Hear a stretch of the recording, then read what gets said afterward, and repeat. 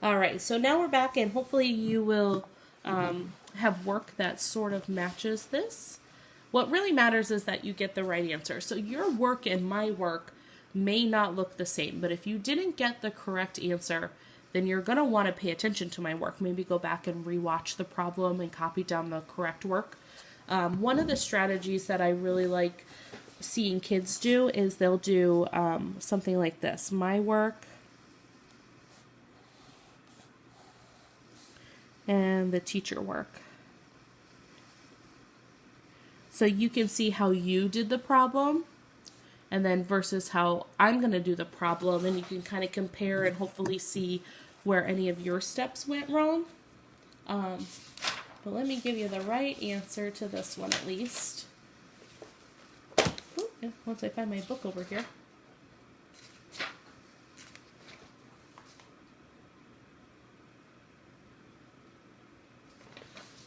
Oh, that's the exit ticket. Sorry, guys.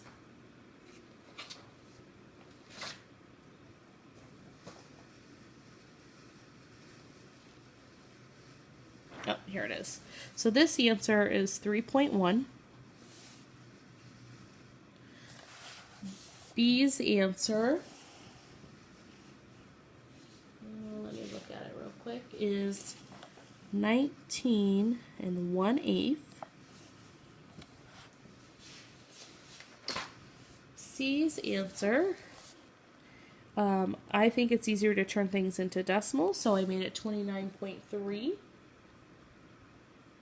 And again with D, I think it's easier to turn things into decimals, so I did 1.8.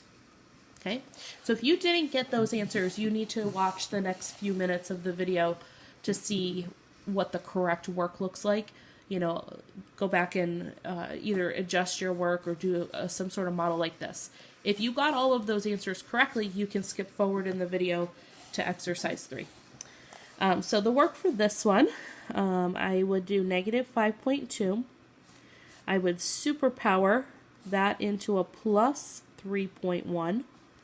And then this is plus 5.2. And so what I notice is a negative 5.2 and a positive 5.2, they're going to cancel each other out. And I'm left with 3.1. Hopefully that one was easy. B, so I have 32 plus 12 7/8. So I'm going to split my 32 up into 31 8/8.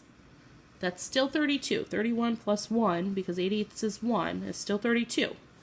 But then I'm going to write my minus 12 and minus 7/8 underneath it. So I'm going to deal with the wholes. 31 minus 12 is 19. And 8/8 minus 7/8. 8 minus 7 leaves me 1/8.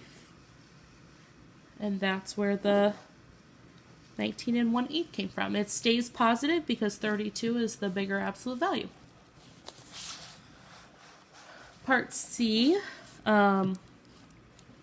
First I will superpower these two. So I'm going to rewrite that real quick as 3 1/6 plus 20.3 plus 5 5/6. So what I notice right away is that 3 and 5 5/6 can go together. They're both positive, so I'm just going to add them like regular numbers because that's what they are. 3 plus 5 is 8. 1/6 and 5/6 is 6/6, which gives me a total of 9, because 6/6 will turn into 1, and 8 plus 1 is 9. Now I'm going to take this 20.3 and add it to the 9 I got from all that fraction work, and that's where my 29.3 came from. All right, last problem, D. I'm going to kind of approach this the same way that I just did the last problem. I'm going to look at those fractions first after I superpower this thing.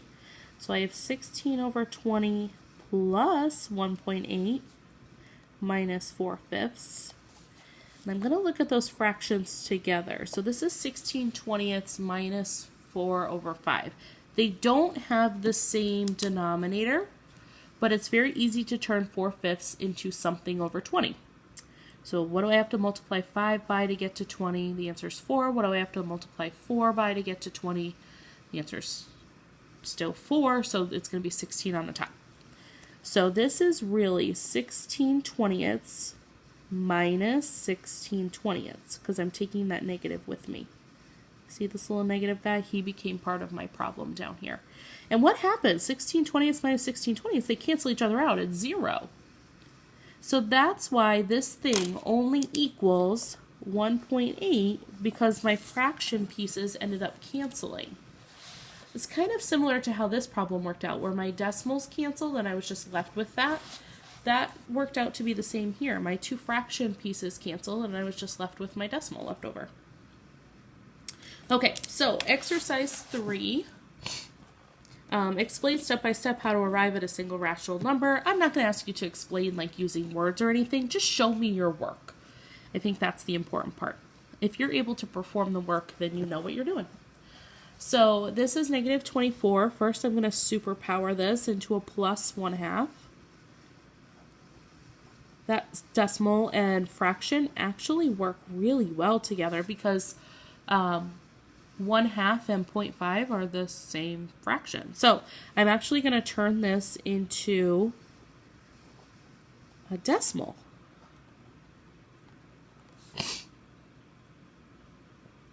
So now think money real quick. I have 50 cents, but I owe $12.50. So what do I still owe? I still owe $12. So the 24 is still here, but now I owe $12.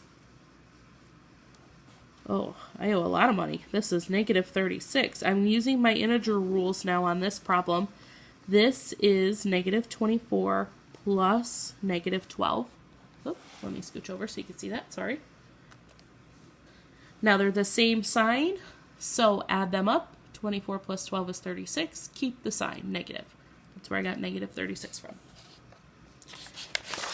Okay, so that's it for the lesson. That's all you need for that lesson. It's super short. So now go to page 52. That's where your problem set is. And I am going to ask you to do all of these. You know what? No, I'm going to make it easier on you. I'm only going to ask you to do the 3 odd problems. 1, 3, and 5. So 1 is just 2 numbers. 3, we have 3 numbers. And 5 is like that exercise I just said where you are supposed to explain your steps, but just show me your work there. That's enough. You only have to show me your work.